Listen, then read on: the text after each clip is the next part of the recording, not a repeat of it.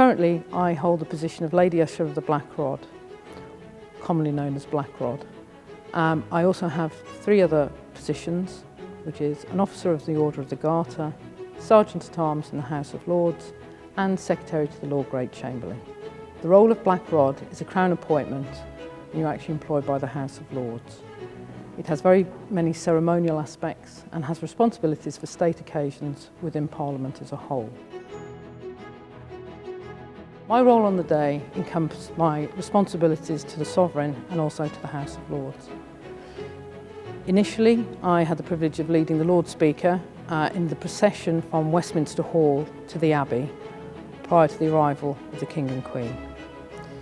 The mace actually was used in that procession, but it was returned to the House straight after. It did not accompany us into the Abbey, for the simple reason that the King and Queen would also be present.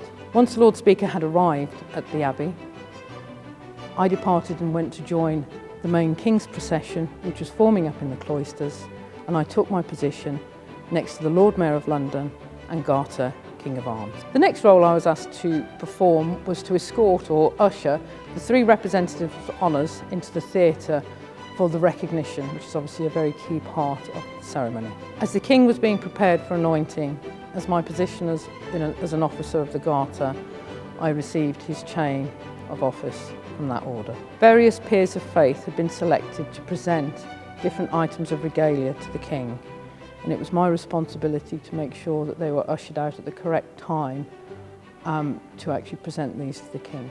My last duty was to join the Earl Marshal in the theatre as we waited for their Majesties to emerge in their robes of estate and to then form part of the procession, the King's and Queen's procession, out of the Abbey to mark the end.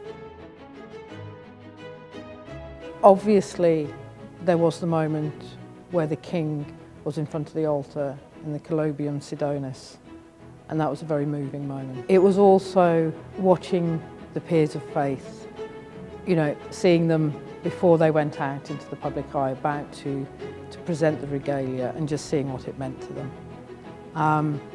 The music was outstanding.